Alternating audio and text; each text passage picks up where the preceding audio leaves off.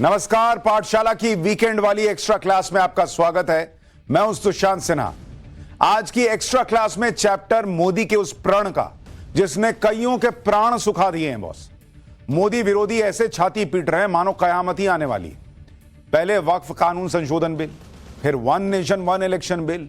यानी पीएम मोदी ने बताया और जता दिया है कि ना ही उनके इरादे कमजोर पड़े हैं, ना संकल्प, और जो बड़े मुद्दे हैं वो तो मोदी निपटा के ही मानेंगे, जिसको जो करना है करे भाई। अब तो पीएम मोदी ने कॉमन सिविल कोड पर भी संसद में बोलने का अपना रास्ता साफ कर दिया, या एक कहिए कि बोल चुके हैं कि भाई हम तो पूरी ताकत से लगे हैं इस कानून को लाने को लेकर, और ये आएगा ही आएगा।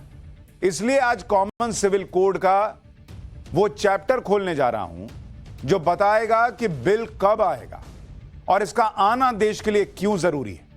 पहले ये रिपोर्ट देखिए।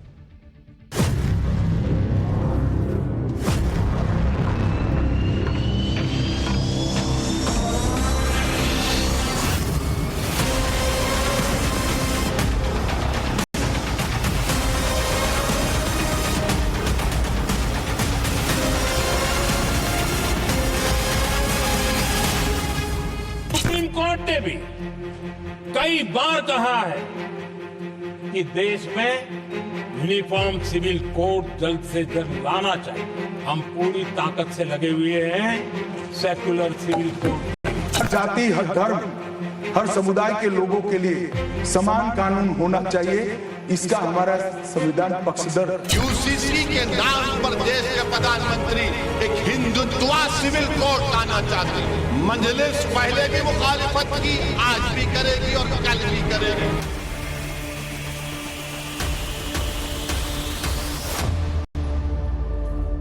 भारत तो कह रहा है कि साहब भारत के अंदर अल्पसंख्यक और बहुसंख्यक का भेद समाप्त होना चाहिए, सब लोगों पे एक समान कानून लागू होना चाहिए। बताइए क्या महफूज है मुसलमानों का?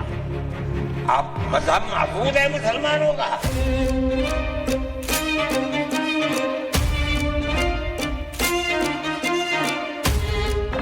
वक्फ संशोधन bill, one nation one election, और अब क्या देश में समान नागरिक संहिता का लागू होना तय हो चुका है।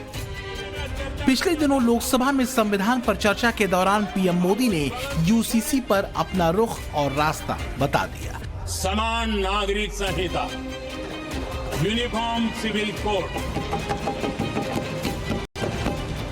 ये जता दिया कि समान नागरिक संहिता को लेकर सरकार पूरी ताकत से जुटी हुई है और अब तो बस इसे लागू करने भर की देर है। यूनिफॉर्म सिविल कोड को लेकर के लंबी चर्चा। ये मुंशी जी ने कहा था समान नागरिक संहिता को राष्ट्र की एकता और आधुनिकता के लिए अनिवार्य बताया था कमा मुंशी जी ने।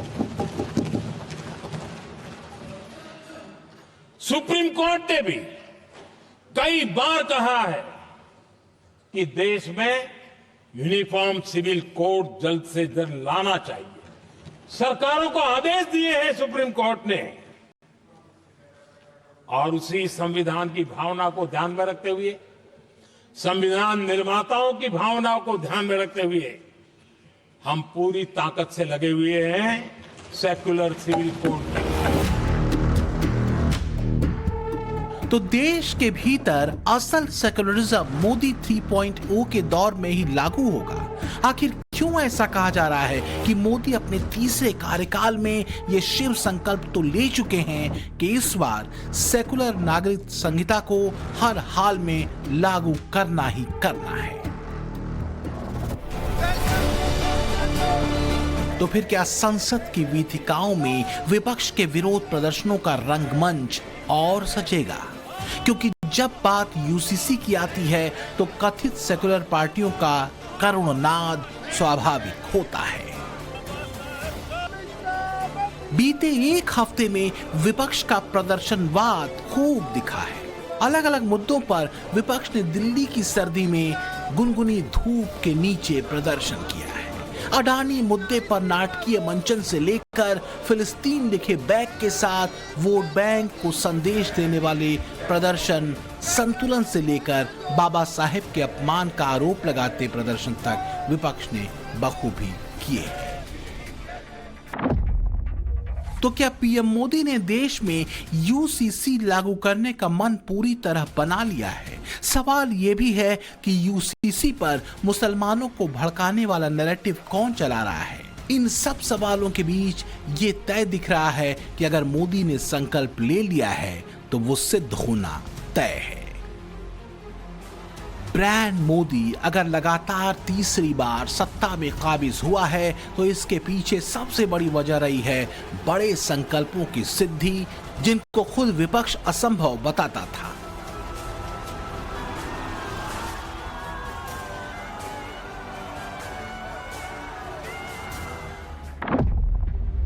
फिर चाहे वो जम्मू कश्मीर से धारा 370 खत्म करने का ऐतिहासिक कदम रहा हो, अयोध्या में श्री राम जन्मभूमि पर भव्य राम मंदिर का निर्माण हो, जिसे वोट बैंक के तुष्टीकरण में इम्पॉसिबल बताया जाता था, नागरिकता संशोधन कानून हो, जीएसटी को लागू करना हो, 3 तलाक पर कानून बनाना हो, या फिर नोटबंदी का कड़ा फैसला, मोदी ने जो संकल्प लिया वो पूरा किया।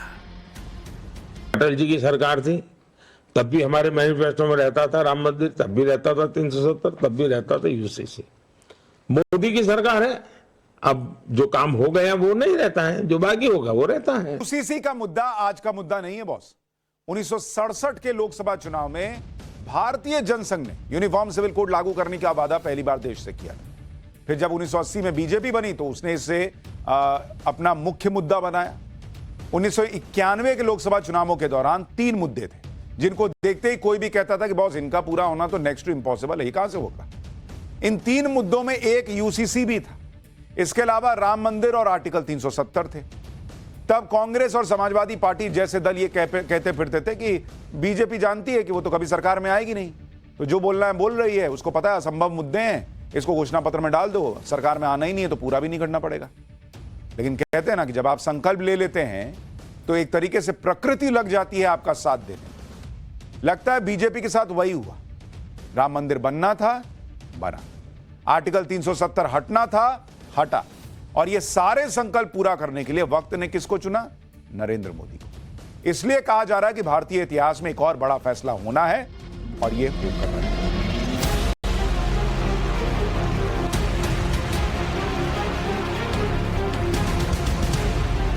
प्रजा सुखे सुखम राजः प्रजानां च हिते हितम् ना आत्मप्रियम प्रियम राजः प्रजानां तु प्रियम प्रियम। यानी प्रजा के सुख में राजा का सुख है, प्रजा के हित में ही उसका हित है। राजा का अपना प्रिय कुछ नहीं है, प्रजा का प्रिय ही उसका प्रिय है। तो क्या बीते 10 वर्षों में चाणक्य के इसी सूत्र से पीएम मोदी ने लोकतांत्रिक व्यवस्था में अपने राजधर्म को कसा है?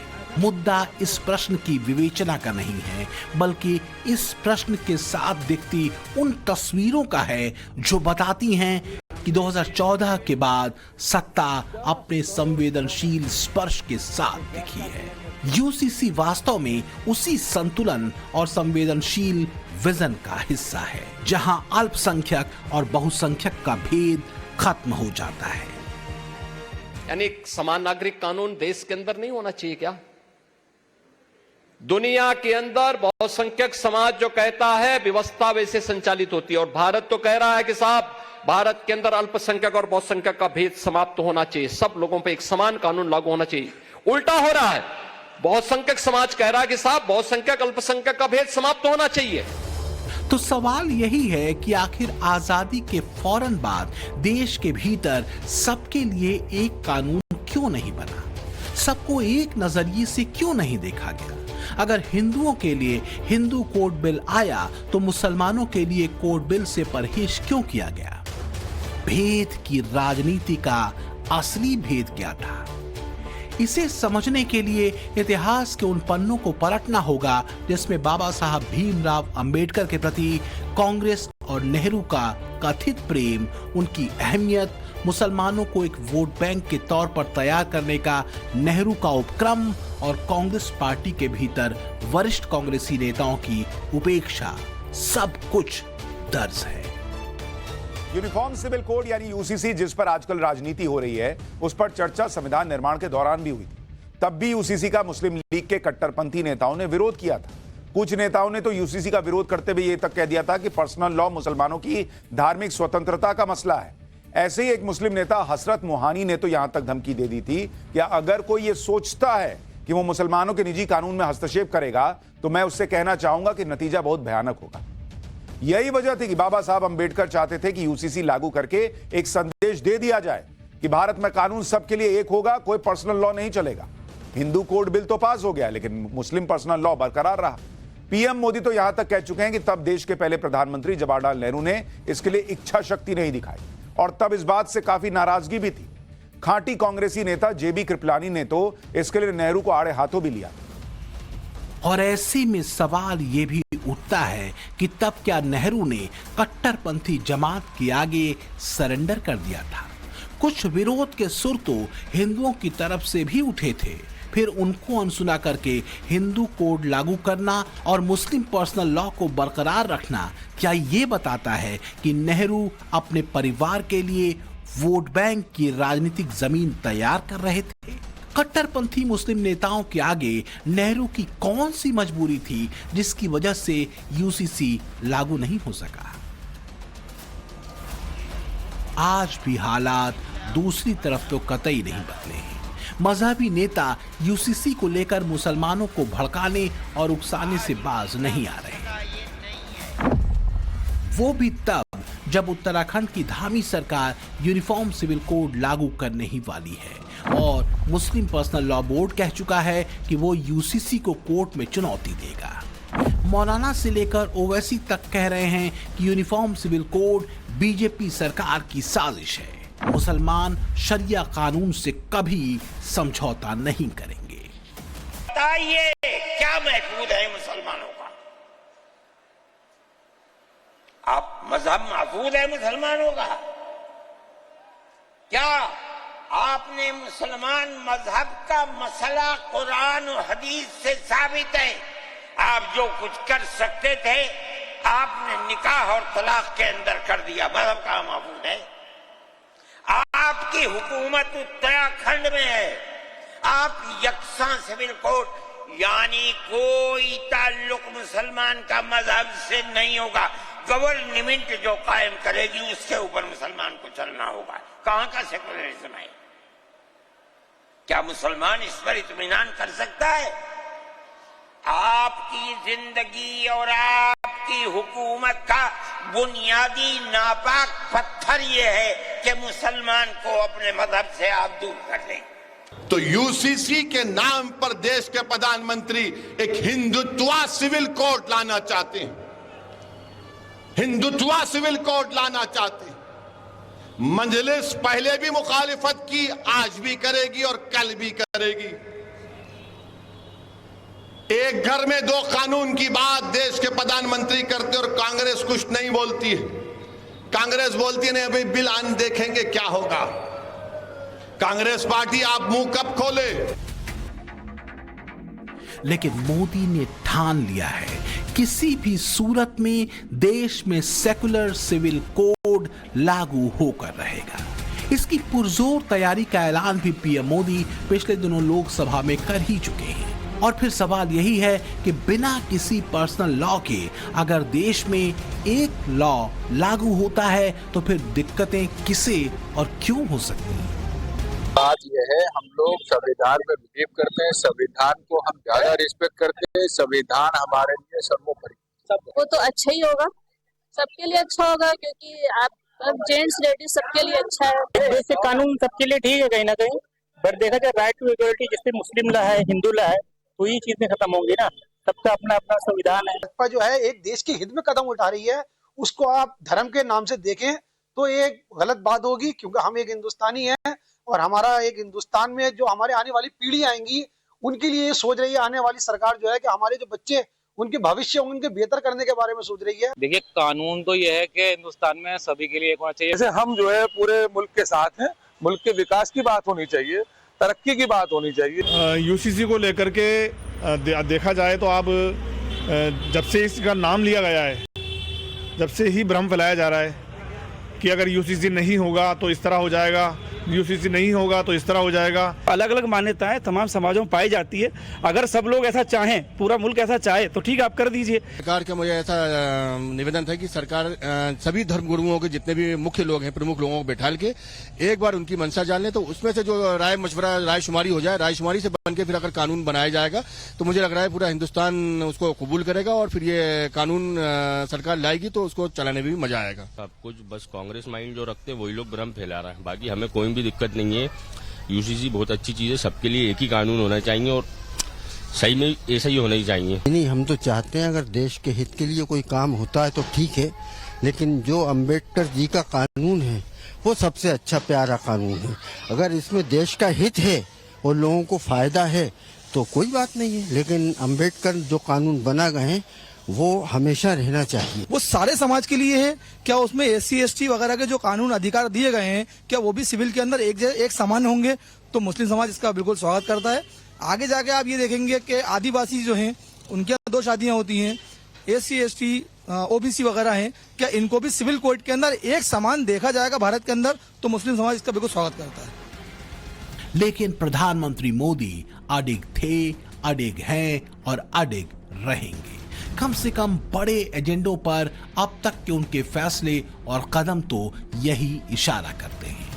कुछ एक्सपर्ट मानते हैं कि नेहरू ने कट्टरपंथी नेताओं की धमकी के बाद यूसीसी पर अपने कदम पीछे इसलिए खींचे थे क्योंकि वो अपने परिवार के लिए एक मुश्त वोट बैंक तैयार करना चाहते थे। यही वजह थी कि KM मुंशी जैसे खांटी कांग्रेसी नेताओं के विरोध के बावजूद यूसीसी को नेहरू ने लागू नहीं किया। लेकिन मोदी हैं, नेहरू नहीं। 2014 से आगे परिवारवाद वाले वोट बैंक के तुष्टीकरण की राजनीति रसातल में पहुंच चुकी है और यूसीसी लागू करने का वक्त इससे बेहतर और नहीं हो सकता। यूनिफॉर्म सिविल कोड, ये विषय भी संविधान सभा के ध्यान बाहर नहीं था। संविधान सभा ने यूनिफॉर्म सिविल कोड को लेकर के लंबी चर्चा की, गहन चर्चा की और उन्होंने बहस के बाद निर्णय किया कि अच्छा होगा कि जो भी सरकार चुन करके आए वो उसका निर्णय करे और देश में यूनिफॉर्म सिविल कोड लागू करे। ये संविधान सभा का आदेश था। आदरणीय सभापति जी बाबा साहब ने कहा था, धार्मिक आधार पर बने पर्सनल लॉ को खत्म करने की बाबा साहब ने जोरदार वकालत की थी। यूसीसी लागू करना एक तरह से बाबा साहब अंबेडकर के उस अधूरे सपने को पूरा करना भी है जिस अधूरे सपने के साथ नेहरू के दौर में उन्हें कानून मंत्री के पद से इस्तीफा देना पड़ा था। वो सपना करीब 76 साल बाद पीएम नरेंद्र मोदी पूरा करेंगे। फिलहाल तो पीएम मोदी का रुख और रिपोर्ट कार्ड संकेत यही दे रहा है। यही वजह है कि सरकार खुद कांग्रेस को सवालों के घेरे में खड़ा कर रही है कि वो साफ करे कि सेकुलर देश में क्या सभी समुदायों के लिए एक कानून नहीं होना चाहिए। ये यूसीसी क्यों नहीं आया? यूसीसी इसलिए नहीं आया कि संविधान सभा समाप्त होने के बाद, चुनाव होने के बाद पहले प्रधानमंत्री जवाहरलाल नेहरू जी मुस्लिम पर्सनल लॉ लेकर आए और यूसीसी नहीं आया। मैं आज कांग्रेस पार्टी को इस सदन में साफ पूछना चाहता हूं, क्या पंथ निरपेक्ष राष्ट्र के अंदर सभी धर्मों के लिए एक कानून होना चाहिए या नहीं होना चाहिए? इसकी कांग्रेस पार्टी स्पष्टता करे। समान नागरिक संहिता का मतलब है देश में रहने वाले सभी नागरिकों के लिए एक ही कानून का होना, फिर चाहे वो किसी भी धर्म, जाति, मजहब से आते हों, कोई फर्क नहीं पड़ता। अगर किसी राज्य में कॉमन सिविल कोड लागू होता है तो विवाह, तलाक, गुजारा भत्ता यानी मेंटेनेंस, बच्चा गोद लेना, संपत्ति के बंटवारे और संपत्ति के उत्तराधिकार संबंधित तमाम विषयों में हर नागरिकों के लिए एक सा कानून होगा। अभी तक मुस्लिम धर्म के लोगों के लिए मुस्लिम पर्सनल लॉ है, जिसके तहत वो अपनी शादी, तलाक, संपत्ति के बंटवारे का फैसला करते हैं। फैसला शरिया के आधार पर होता है। जिस तरह उन्होंने सेकुलर यूसीसी का नाम दिया है, मैं कहता हूं ये बहुसंख्यक आतंकवाद है, मेजोरिटी टेररिज्म, कि आप अक्सरियत के बल पर अकलियत को के तमाम कानूनों को खत्म कर देना चाहते हैं, उसकी मर्जी नहीं सुनना चाहते, उसकी मर्जी के मुताबिक कोई बात नहीं करना चाहते। आज ही क्यों दिक्कत हो रही है? आज क्यों ये मुतालबा किया जा रहा है कि यकसा सिविल कोड नाफिज किया जाएगा?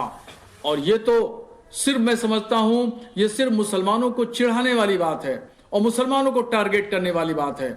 और अगर कोई इस तरह का कानून यानी सामान्य नागरिक संहिता आता है तो ये समाजी ढांचे को चरमरा देगा और समाजी ढांचे का जो ताना बाना है वो बिखर कर रह जाएगा।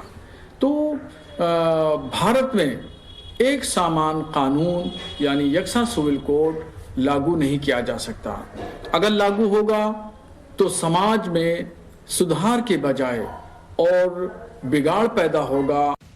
कट्टरपंथी लकीर पर चलने वालों के पेट में दर्द तो तब भी था जब देश में पहली बार यूसीसी पर सदन के भीतर चर्चा हुई थी।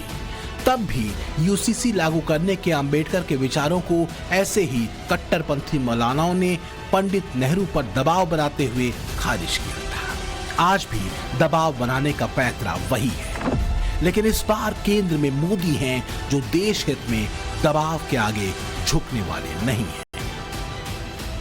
तो उन्होंने मुझे पूछा कि दुनिया में भांति भांति के देश बड़े बड़े टारगेट तय कर रहे हैं, क्या इसका दबाव है क्या आपके मन पर? और मैंने उस दिन जवाब दिया था मीडिया को, ये मोदी है,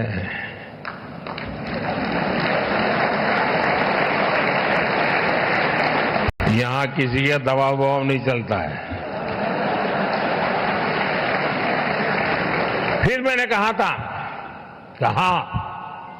मुझ पर दबाव है और वो दबाव है हमारी भावी पीढ़ी के संतानों का, उनके सब जो जन्मे भी नहीं है लेकिन उनके उज्जवल भविष्य की चिंता मुझे सताती रही है और इसलिए आने वाली पीढ़ियों के कल्याण के लिए काम मैं कर रहा हूं। यूसीसी को लागू करने की दिशा में उत्तराखंड बीजेपी शासित राज्यों के लिए एक मॉडल बनकर उभरा है। 2022 के विधानसभा चुनाव में बीजेपी ने वादा किया था कि उत्तराखंड में सरकार बनी तो यूसीसी लागू करेंगे। वादे के मुताबिक यूसीसी के लिए पहले 5 सदस्यीय एक कमेटी बनाई और उसकी सिफारिशों के आधार पर यूसीसी को लागू किया। अब उत्तराखंड के मुख्यमंत्री पुष्कर सिंह धामी ने ऐलान कर दिया है कि राज्य में जनवरी 2025 से समान नागरिक संहिता यानी यूसीसी लागू हो जाएगी। बीजेपी का रुख यूसीसी को लेकर बहुत साफ है। उत्तराखंड की तरह बीजेपी शासित राज्यों में यूसीसी लागू करने की योजना है। ऐसे में माना जा रहा है कि आर्टिकल 370 और वन नेशन वन इलेक्शन के मुद्दे की रणनीति से उलट संसद की बजाय विधानसभाओं के जरिए सेक्युलर सिविल कोड को जमीन पर बीजेपी उतारेगी।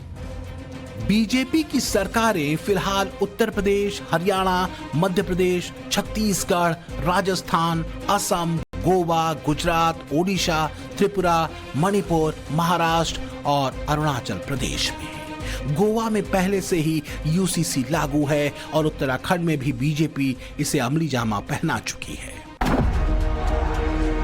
यूसीसी को लेकर मोदी दृढ़ प्रतिज्ञ है।